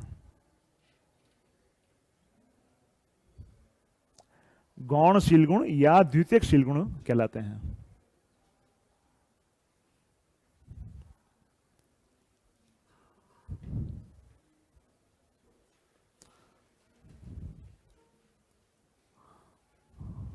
जैसे कोई व्यक्ति पार्टी गोइंग व्यक्ति है ना, तो ये कैसा शील गुण है? ये सेकेंडरी ट्रेट है ना? इसके आधार पर व्यक्तित्व के अपन सामान्यकृत नहीं कर सकते हैं। इसके आधार पर जनरलाइज नहीं कर सकते हैं अपन किसी भी व्यक्ति को। ये सेकेंडरी ट्रेट होंगे। ये पसंद और नापसंद के आधार पर जो अपन विश्लेषण करते हैं वो सेकेंडरी ट्रेट है। ठीक है? जैसे इसे एग्जांपल में लिख सकते हैं, पार्टी को पसंद करने वाला व्यक्ति,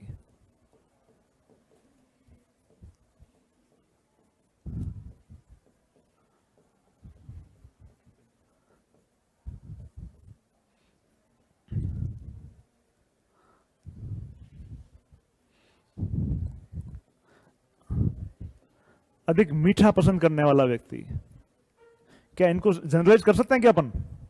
इनको जनरलाइज बिल्कुल नहीं कर सकते हैं।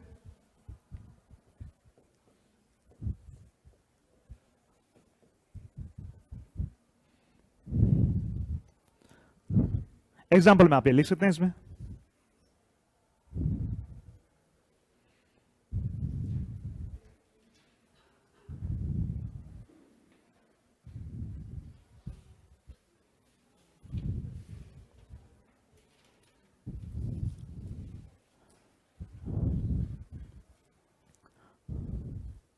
ये एक बार पूछा भी गया था।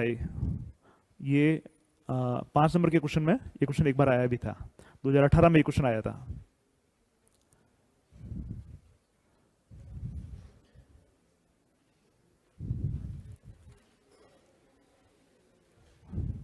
आगे बढ़े, लिख लिया होगा आपने। नेक्स्ट क्लासिफिकेशन है, नेक्स्ट जो सिद्धांत है, उपागम है, वो है केटल का वर्गीकरण या केटल का 16PF थ्योरी या 16PF सिद्धांत।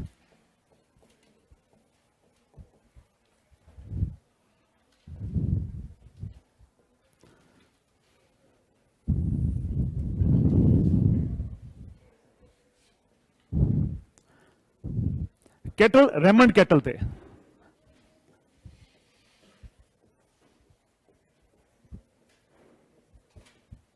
रेमंड कैटल ने यह सिद्धांत दिया था। सिद्धांत ये भी जो विशेषक जो है, विशेषक के पर आधारित है, विशेषक पर आधारित सिद्धांत है।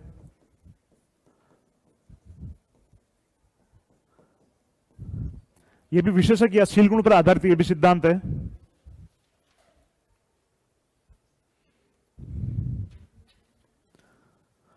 इन्होंने क्या किया, इंद्रिय अनुभविक, इंद्रिय का मतलब होता है ज्ञानेंद्रिय। हमारी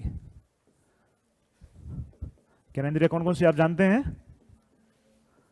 जिनसे हम बाहरी पर्यावरण को सेंस करते हैं, जिनसे हम बाहरी पर्यावरण का ज्ञान प्राप्त करते हैं, वो सारी की सारी हमारी ज्ञानेंद्रियां हैं। 5 ज्ञानेंद्रिय की अपन बात करते हैं, बिल्कुल 5 ज्ञानेंद्रियों की अपन बात करते हैं ना, वो सारी ज्ञानेंद्रिय। तो इंद्रिय अनुभव पर आधारित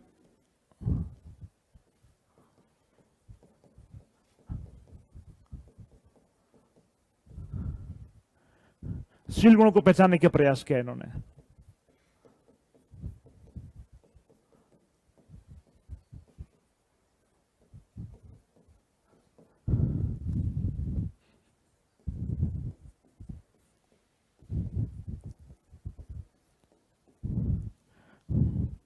जिनको इंद्रियों के आधार पर पहचान सकते हैं, ऐसे शील गुणों को इन्होंने टारगेट करने का प्रयास किया, ऐसे शील गुणों पर इन्होंने फोकस किया और फिर उन शील गुणों का इन्होंने फैक्टर एनालिसिस या कारक विश्लेषण किया।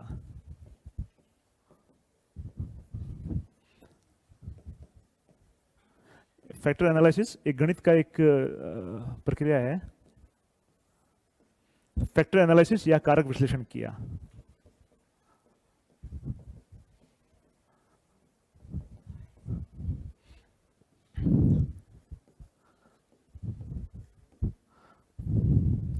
ठीक है, इस प्रक्रिया से अंततः उन्होंने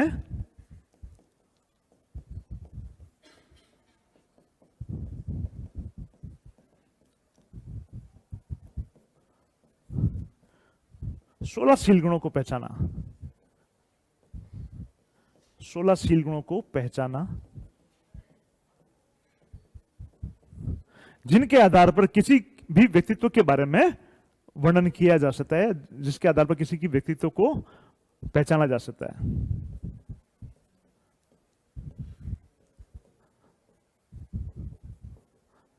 व्यक्तित्व का विश्लेषण किया जा सकता है।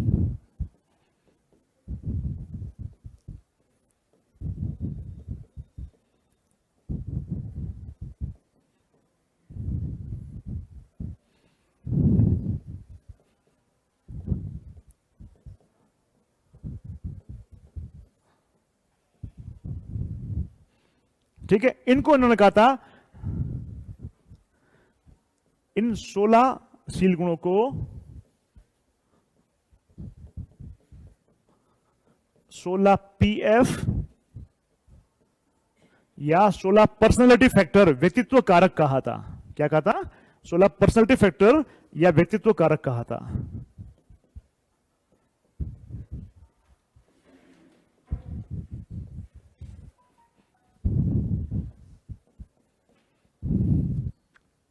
सोलह की इन्होंने लिस्ट बना ली, 16 शील गुणों को पहचान कर इन्होंने लिस्ट बना ली। उन 16 शील गुणों को इन्होंने 16 पीएफ या 16 व्यक्तित्व कारक कहा।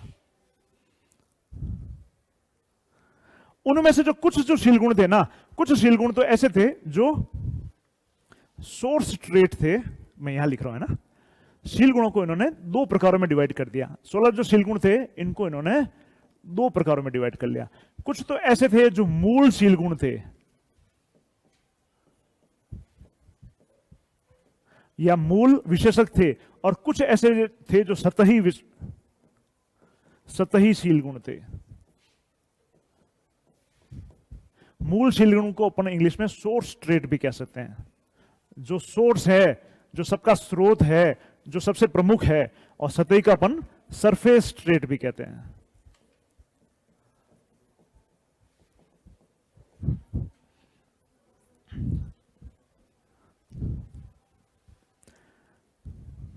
शील गुणों के 2 प्रकार उन्होंने किए, मूल शील गुण और सतही शील गुण। मूल का मतलब है यहां पर सोर्स ट्रेट, जो सभी शील गुणों का सोर्स है, जो सभी शील गुणों का स्रोत है, वो मूल शील गुण है, सोर्स ट्रेट है। और उसके आधार पर जो दूसरे शील गुणों को अपन वर्गीकृत करते हैं वो है सतही शील गुण। जो सतही है, जो व्यक्तित्व में बहुत मजबूती के साथ में जुड़े हुए नहीं है, उस प्रकार के जो शील गुण है वो सतही शील गुण है। हालांकि इसमें कुछ भी ज्यादा लिखने की आपको जरूरत नहीं है, बस इतना काफी है इसमें। ये है 16 पीएफ थ्योरी। इसी थ्योरी के आधार पर उन्होंने एक क्वेश्चनर या एक प्रश्नावली बनाई। रेमंड कैटल ने क्या किया, एक क्वेश्चनर बनाया या एक प्रश्नावली बनाई, है ना। इस प्रश्नावली में उन्होंने बहुत सारे प्रश्न शामिल किए। उन प्रश्नों को इंप्लीमेंट करके, उन प्रश्नों को पूछकर, उन प्रश्नों के आधार पर ये किसी भी व्यक्ति के व्यक्तित्व का आकलन किया करते थे। तो जब व्यक्तित्व के आकलन, पर्सनैलिटी को किस तरह से एसेस किया जाता है, जब अपन ये पढ़ेंगे तब इसको वापस पढ़ेंगे अपन कैटल पीएफ की 16 पीएफ की जो थ्योरी उसको अपन वापस पढ़ेंगे, ठीक है। इसके आधार पर समझोगे। यहां पर खास जो बात है, इन्होंने क्या किया है, इन्होंने जिस विधि का उपयोग किया उस विधि को हमें समझना है। इस विधि के उपयोग में हमें दो शब्दों का विशेष रूप से इस्तेमाल करना है। एक तो इंद्रिय अनुभविक है और दूसरा है कारक विश्लेषण है, ठीक है ना। इंद्रिय अनुभवी का मतलब क्या हो गया, इंद्रियों से जो अनुभव किया जाता है उनकी बात ये करते हैं, और दूसरी बात करते हैं ये कारक विश्लेषण, फैक्टर एनालिसिस की। इस विधि से इन्होंने कितने शील गुणों को पहचाना, 16 शील गुणों को पहचाना। ये 16 जो शील गुण है इसके आधार पर उन्होंने व्यक्तित्व का परीक्षण किया, इसलिए इनको 16 पीएफ थ्योरी भी कहते हैं अपन, ठीक है। आई थिंक लिख लोगे आप आराम से।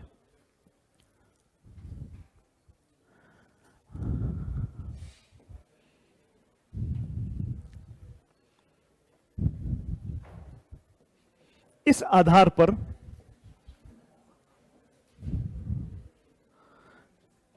एक प्रश्नावली का निर्माण कर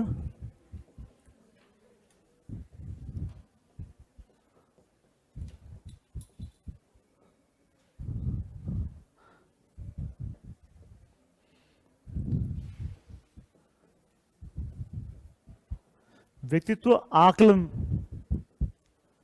की विधि विकसित की।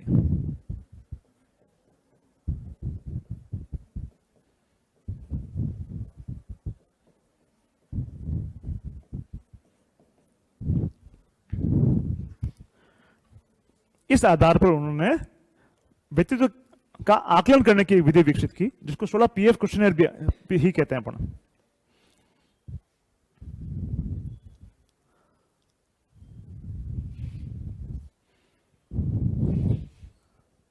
ये सेकंड ट्रेड थ्योरी थी। तीसरी ट्रेड थ्योरी है, क्या हो गया, थोड़ा और कर लेते हैं, 15 मिनट है ना, 15 मिनट बस, 15 मिनट का सहयोग आपसे चाहेंगे।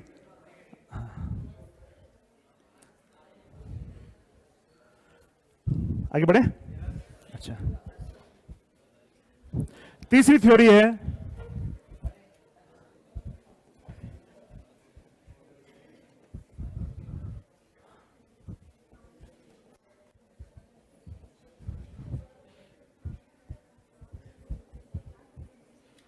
आइजेंक। नाम क्या है, आइजेंक। आइजेंक का पेन मॉडल।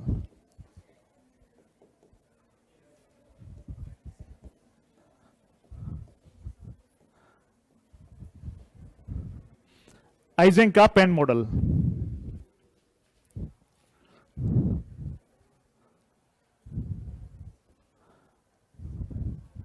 आइजेंक का पेन मॉडल।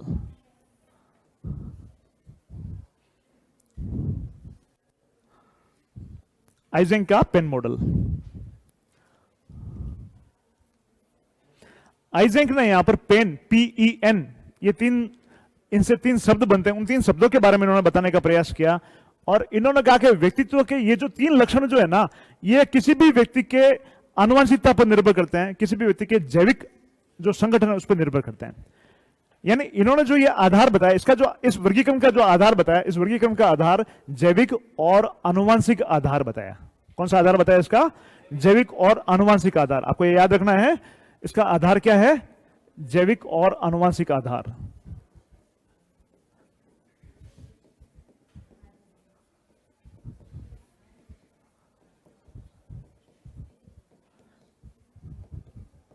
पहले इन्होंने 2 गुण बताए थे, फिर बाद में इन्होंने तीसरा गुण और शामिल कर लिया, ठीक है। ये 3 गुण कौन कौन से हैं आप देखेंगे इसमें, P, E और N। P फॉर है साइकोटिसिज्म,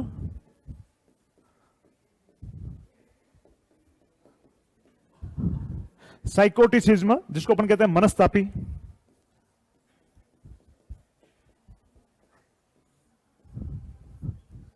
मनस्तापी या मनस्तापिता। साइकोटिसिज्म, साइको का मतलब मन से है, साइकोलॉजी अपन पढ़ते हैं मन का विज्ञान है ना, साइको का मतलब मन से है, मनस्तापिता। और ई से है एक्सट्रोवर्ट जिसको अपन बहिर्मुखी नाम से जानते हैं।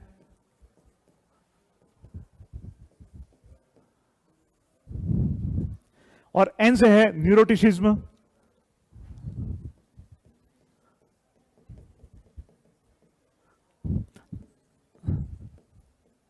तंत्रिका ताप पिता।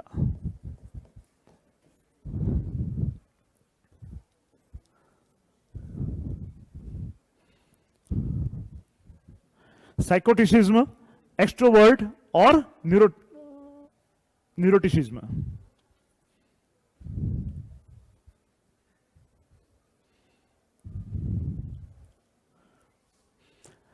साइकोटिसिज्म को समझने के लिए दो, मतलब इन्होंने जो ये तीन जो प्रकार बताए ना, तीन प्रकारों के दो एंड बताए, दो एपेक्स बताए, दो शीर्ष बताए। ठीक है, जैसे कोई व्यक्ति अगर साइकोटिसिज्म के एक बहुत एपेक्स लेवल पर, बहुत शीर्ष लेवल पर है, तो साइकोटिसिज्म का मतलब मनस्तापी। मनस्तापी का मतलब जिसको बहुत ज्यादा गुस्सा आता है, जो बहुत ज्यादा डिस्टर्ब रहता है, जिसको साइकोलॉजिकली जो बहुत ज्यादा डिस्टर्ब्ड है, उन व्यक्ति को साइकोटिस व्यक्ति के प्रकार कहा था। ठीक है, इसके अगेंस्ट उन्होंने कहा था सोशल, जिसमें साइकोटिसिज्म कम है वो व्यक्ति अधिक सामाजिक होते हैं।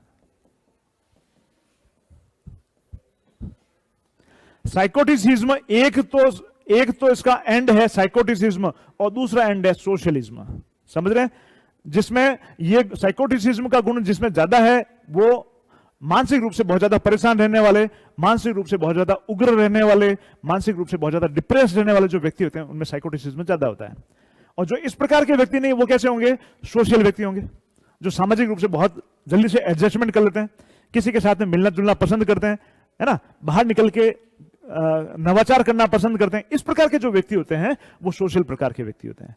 यानी हर प्रकार के गुण में इन्होंने दो एंड बताए, है ना, दो एक तरीके से विरोधाभासी लक्षणों को प्रकट करने का प्रयास किया। जैसे एक एंड है साइकोटिसिज्म, तो उसका दूसरा एंड कौन सा हो गया? सोशलिज्म। ठीक है, साइकोटिसिज्म किससे संबंधित है? हमारे मन से संबंधित है। मन का मतलब क्या हो गया यहां पर? जो मानसिक रूप से थोड़ा सा पीड़ित है, मानसिक रूप से जो परेशान है, वो साइकोटिसिज्म के, जिसमें 100 नंबर पर अगर अपन बांट दें तो जिसके 100 नंबर आएंगे वो साइकोटिसिज्म है और जिसके 0 नंबर आएंगे वो सोशलिज्म है। ठीक है ना, इस तरह से इसको विभेदित करने का प्रयास किया। इसी तरह से दूसरा है एक्सट्रोवर्ट, ये तो आप जानते हैं बहुत अच्छी तरह से, जो बहिर्मुखी है। बहिर्मुखी का मतलब अपने आप को बहुत अच्छी तरह से अभिव्यक्त कर पाता है, अपने आप को बहुत अच्छी तरह से अभिव्यक्त कर पाता है, अपनी बात को बहुत इस तरह से कह पाता है कि कोई भी व्यक्ति आराम से उसको समझ ले। ठीक है, दूसरे व्यक्तियों के साथ में घुलना मिलना बहुत ज्यादा पसंद करते हैं, ऐसे एक्सट्रोवर्ट लोग होते हैं। ठीक है ना, जिसको अपन पार्टी गोइंग भी कहते हैं, वो एक्सट्रोवर्ट लोग होते हैं। और इसके दूसरे एंड पे कौन से व्यक्ति होंगे? जो इंट्रोवर्ट है, जो अंतर्मुखी है। बहिर्मुखी के साथ में दूसरा कौन सा है? दूसरा एंड कौन सा है इसका? अंतर्मुखी होना। अंतर्मुखी का मतलब जो व्यक्ति खुद में रहता है, जो एकाकी व्यक्ति है, जो किसी के साथ में मिलना जुलना ज्यादा पसंद नहीं करता है, जहां पर भी गैदरिंग हो, जहां पर भी सामूहिकता हो, उससे बचने का प्रयास करता है, ऐसे जो लोग होंगे वो अंतर्मुखी होंगे। ठीक है, इसी तरह से तीसरा है न्यूरोटिसिज्म। न्यूरोटिसिज्म का मतलब है तंत्रिका ताप। तंत्रिका ताप यहां पर एक तरीके से थोड़ा सा साइकोटिसिज्म जैसे जुड़ा हुआ ही है। ये पहले इन्होंने ये दो ही बताया था, एक्सट्रोवर्ट और न्यूरोटिसिज्म। साइकोटिसिज्म इन्होंने बाद में जोड़ा। पहले इन्होंने तंत्रिका ताप और बहिर्मुखिता बताया था, बाद में इन्होंने मनस्तापी या साइकोटिसिज्म जोड़ा था। तंत्रिका ताप यहां पर तंत्रिका तंत्र से संबंधित परेशानियां, तंत्रिका तंत्र से संबंधित बीमारियों को इंडिकेट करता है। ठीक है, तंत्रिका तंत्र से संबंधित बीमारियां किसी व्यक्ति में अगर अधिक है तो वो न्यूरोटिसिज्म के लेवल पर है। और इसका जो उल्टा है, इसका उल्टा इन्होंने बताया था सावेगिक स्थिरता, इमोशनल स्टेबिलिटी।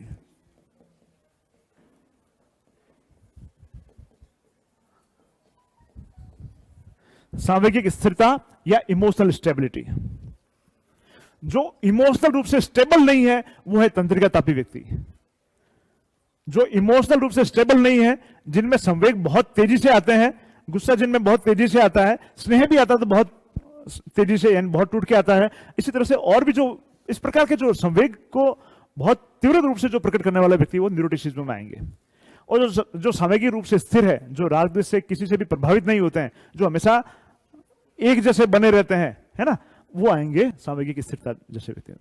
यानी यहां पर इन्होंने जो 3 गुण बनाए, इन तीनों गुणों के इन्होंने 2 एंड बताए, यानी इन तीनों गुणों के विरोधाभासी जो है उसको एक साथ प्रकट करने का इन्होंने प्रयास किया। साइकोटिसिज्म के उल्टा है सोशलिज्म, यह सामाजिकता। एक्सट्रोवर्ट के उल्टा है इंट्रोवर्ट, यानी अंतर्मुखीता।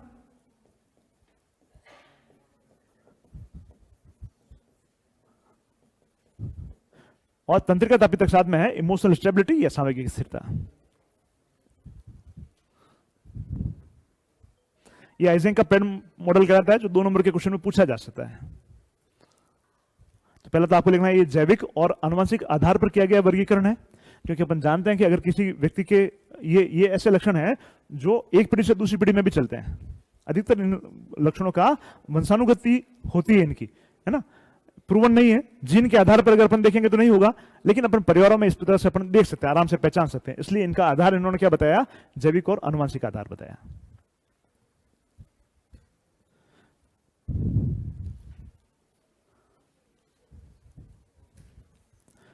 आप इनमें लिख लें, मनस्तापी व्यक्ति, मनस्तापी व्यक्ति, मनस्तापी व्यक्ति या साइकोटिसिज्म वाले व्यक्ति मानसिक रूप से परेशान, अवसादग्रस्त, अवसादग्रस्त होते हैं।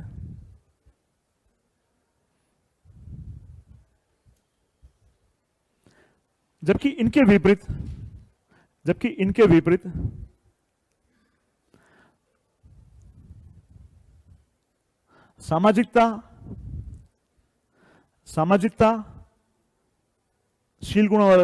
शील गुण वाले व्यक्ति, सामाजिकताशील गुण वाले व्यक्ति सामाजिक रूप से सक्रिय, मिलनसार, सामाजिक रूप से सक्रिय, मिलनसार और नवाचारी होते हैं। सामाजिक रूप से सक्रिय और नवाचारी होते हैं।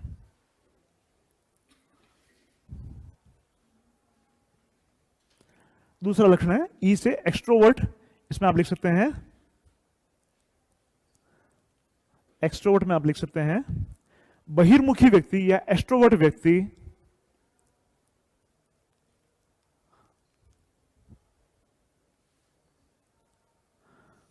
संवाद में बेहतर यानी कम्युनिकेशन में अच्छे होते हैं, संवाद में बेहतर होते हैं।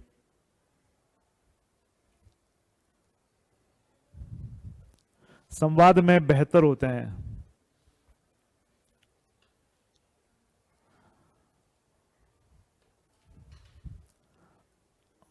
अन्य लोगों के साथ में आसानी से अंतरक्रिया कर पाते हैं। अन्य लोगों के साथ में आसानी से अंतरक्रिया कर पाते हैं।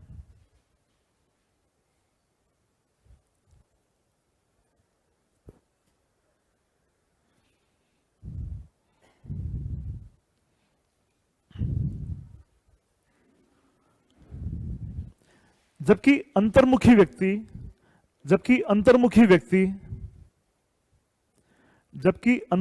व्यक्ति एकाकी प्रवृत्ति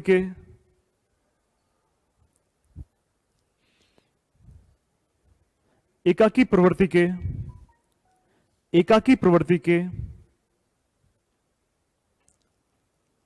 सामूहिकता से बचने वाले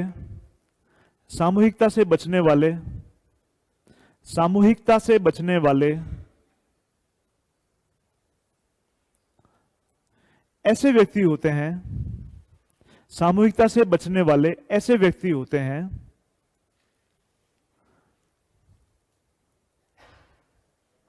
जो स्वयं की अभिव्यक्ति में संकोच महसूस करते हैं, जो स्वयं की अभिव्यक्ति में संकोच महसूस करते हैं। जो स्वयं की अभिव्यक्ति में संकोच महसूस करते हैं।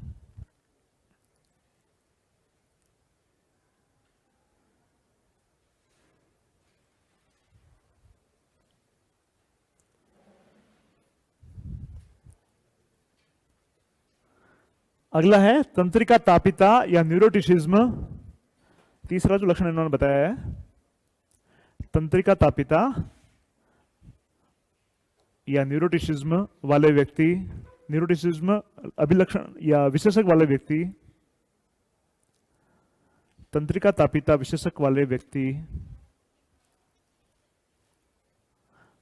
अपने संवेग के आगे ब्रैकेट में इमोशंस लिख लो, संवेग के आगे ब्रैकेट में इमोशंस लिख लो। अपने संवेगों, इमोशंस का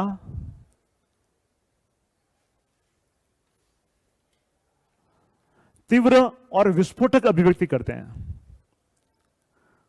तीव्र और विस्फोटक अभिव्यक्ति करते हैं। अपने संवेगों या इमोशंस की या का तीव्र और विस्फोटक अभिव्यक्ति करते हैं।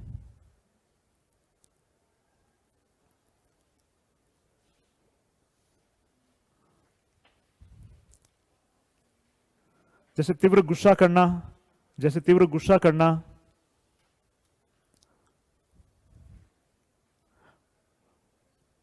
फूट फूट कर रोना, ये भी तो संवेग है, ये भी संवेग है ना, फूट फूट कर रोना।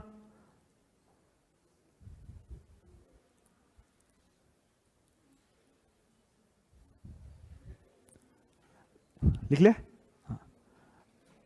लेकिन सांवेगिक रूप से स्थिर व्यक्ति, लेकिन सांवेगिक रूप से स्थिर व्यक्ति, लेकिन सांवेगिक रूप से स्थिर व्यक्ति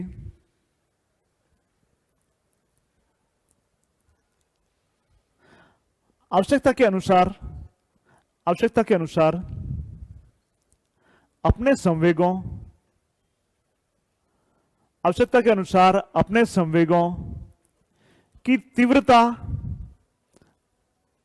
अपने संवेगों की तीव्रता और परिमाण, इंटेंसिटी और एम्पलीट्यूड, तीव्रता और परिमाण को नियंत्रित कर, तीव्रता और परिमाण को नियंत्रित कर प्रदर्शित करते हैं। गुस्सा आएगा तो गुस्से को भी वो नियंत्रित करके प्रदर्शित करेंगे, जितनी जरूरत है उतना गुस्सा करेंगे, जिस गुस्से से उसका काम निकल जाए उतना ही गुस्सा वो करेंगे, ज्यादा गुस्सा नहीं करेंगे। यानी सांवेगिक रूप से जो स्थिर व्यक्ति है, जिनको गीता में स्थित प्रज्ञ कहा गया है। क्या कहा गया है? स्थित प्रज्ञ। अपन पढ़ेंगे स्थित प्रज्ञ का क्या मतलब है। जो राग द्वेष इन प्रकार के जो भी इस प्रकार के जो भाव है, संवेगों से बिल्कुल स्थिर है, संवेगों के प्रति वो ज्यादा संवेगों को प्रकट करने में विश्वास नहीं करते हैं, स्थिरता शो करते हैं। लास्ट मॉडल पढ़ेंगे, उसके बाद छोड़ूंगा, है ना। अभी पेन बंद करने की जरूरत नहीं है। एक लास्ट मॉडल जो इससे जुड़ा हुआ मॉडल है, नहीं तो क्या करना पड़ेगा, कल फिर अपन को उसको वापस पढ़ के फिर आगे पढ़ना पड़ेगा, है ना। नेक्स्ट है ये क्वेश्चन 5 नंबर का 2021 के पेपर में आया था। 2021 के पेपर में 5 नंबर का क्वेश्चन आया था। ये इंपॉर्टेंट क्वेश्चन है। ये चौथे नंबर का है ना।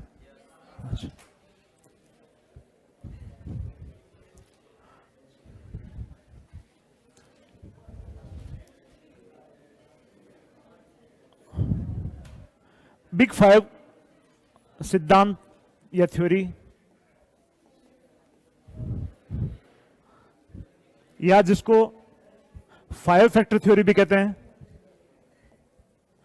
पंचकारक सिद्धांत भी कहते हैं।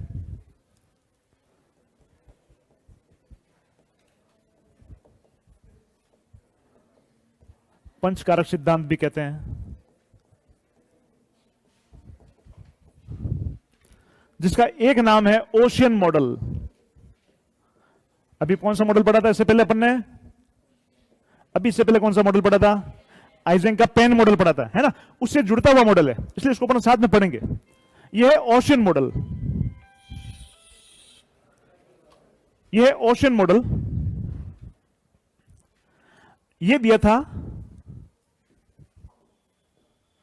पॉल कोस्टा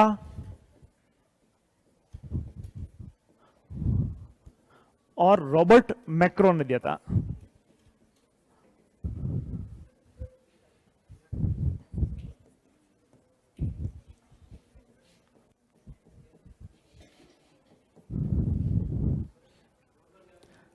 पॉल कोस्टा और रॉबर्ट मैक्रे। रॉबर्ट मैक्रे है ना, रॉबर्ट मैक्रे, रॉबर्ट मैक्रे ने दिया था ये।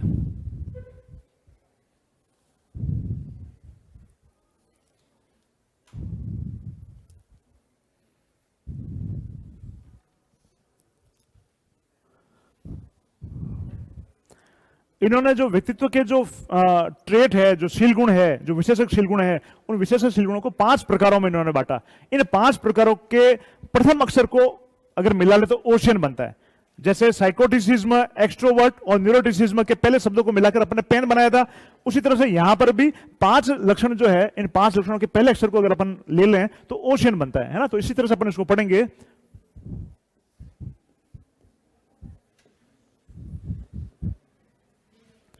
ओ फॉर है ओपननेस,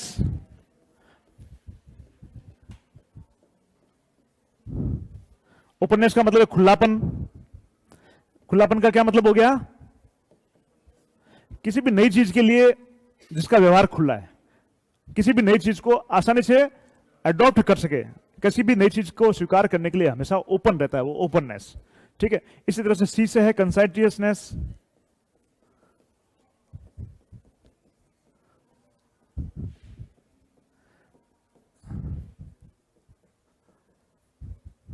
अंतर्विवेकशीलता,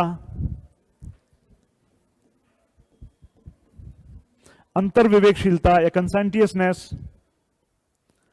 ई फॉर फिर वही एक्सट्रोवर्ट,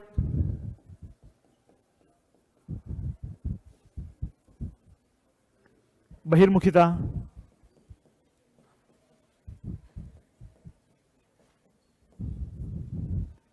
ए फॉर एग्रीएबलनेस या सहमतिशीलता, जो बहुत जल्दी से किसी से साथ भी सहमत हो सके, सहमत हो जावे, वो है सहमतिशीलता।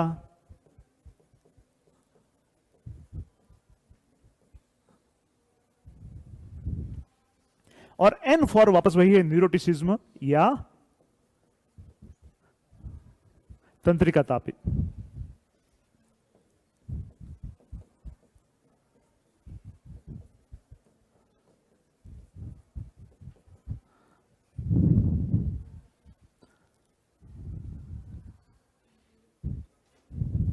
ये विशेषक शील गुण में या ट्रेट अप्रोच का बहुत ही महत्वपूर्ण सिद्धांत है।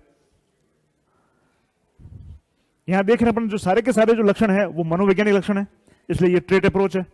सारे के सारे लक्षण कैसे? मनोवैज्ञानिक लक्षण है, इसलिए ये ट्रेट अप्रोच है। ओ फॉर ओपननेस, ओपननेस का मतलब क्या हो गया यहां पर?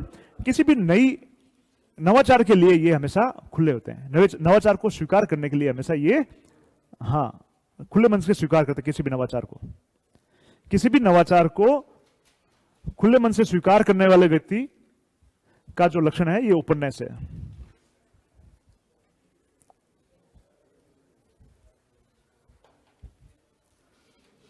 सेकंड है अंतर्विवेकशीलता या कंसेंटियसनेस।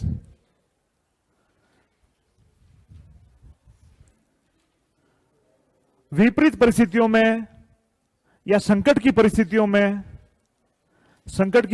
में अपने ज्ञान और विवेक से निर्णय करने वाले व्यक्ति, अपने ज्ञान और विवेक से निर्णय करने वाले व्यक्ति,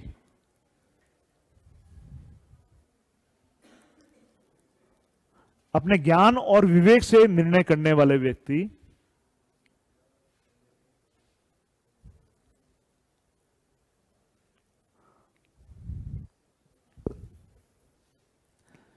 एक्सट्रोवर्ट में, फिर वही बात है, एक्सट्रोवर्ट में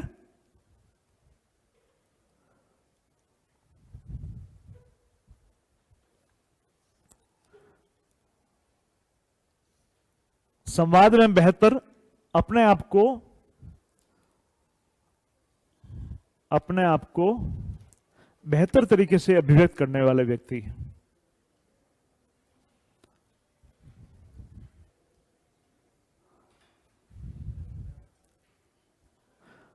सामूहिकता, सामूहिकता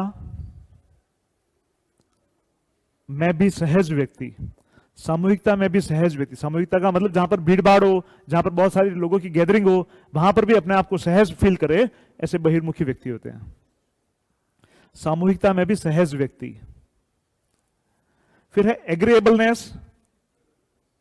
एग्रीएबलनेस का मतलब है सहमतिशीलता। एग्री का मतलब होता है सहमत होना, बहुत जल्दी से, बहुत आसानी से सहमत हो जाता है, जिनको ज्यादा समझाने की जरूरत नहीं पड़ती है, जिनके सामने बहुत ज्यादा तर्क देने की जरूरत नहीं पड़ती है, बहुत जल्दी से सहमत हो जाते हैं, जिनकी सहमत होना प्रवृत्ति है, किसी का विरोध नहीं करना प्रवृत्ति है। इस प्रकार के जो व्यक्ति है वो सहमतिशीलता, इसमें आप लिखेंगे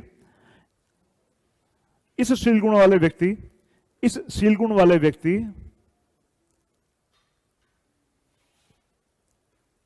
सहजता से सहमत हो जाते हैं, सहजता से सहमत हो जाते हैं,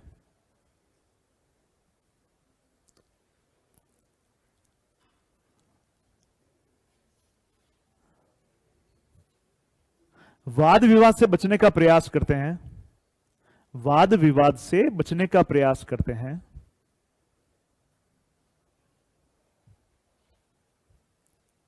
वाद विवाद से बचने का प्रयास करते हैं।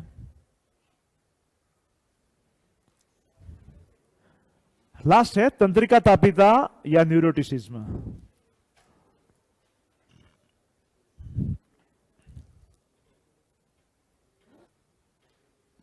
अपने संवेगों की या अपने इमोशंस की तीव्र अभिव्यक्ति करने वाले व्यक्ति, अपने संवेगों की तीव्र अभिव्यक्ति करने वाले व्यक्ति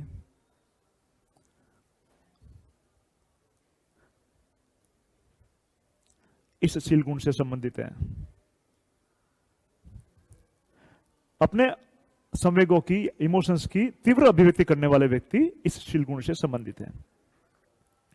अगर आपने इसको समझा है और किसी एक गुण के बारे में भी अगर पूछा जाता है तो आराम से 2 नंबर का क्वेश्चन अगर एक के बारे में आता है तो आप आराम से इसको विस्तार करके लिख लेंगे। देखो आरएस के मेंस के जो राइटिंग की जो प्रैक्टिस है उसमें बात यही है। जैसे पिछली बार जो अपन 2021 के पेपर की बात कर रहे हैं, फर्स्ट पेपर में थियोसॉफिकल सोसाइटी के बारे में बड़ा सा क्वेश्चन आ गया। अब थियोसॉफिकल सोसाइटी के बारे में अपन मुश्किल से 4-5 लाइन पढ़ते हैं, लेकिन उसमें बड़ा क्वेश्चन आ गया। तो कहने का मतलब यह है कि आपके पास में विस्तार करने की क्षमता होनी चाहिए, और अगर कोई बड़े टॉपिक पे छोटा क्वेश्चन आ जाता है तो उसको संक्षिप्त में करने की भी आपके पास क्षमता होनी चाहिए। ये कब हो पाएगा? जब उसको अपन बहुत अच्छी तरह से समझ चुके होंगे। ठीक है, तो इनको विस्तार और अगर छोटा करना पड़े तो आप कर पाएंगे, ऐसी मैं अपेक्षा रखता हूं आपसे। ठीक है, थैंक यू वेरी मच। कल कंटिन्यूस करेंगे अपन इसको।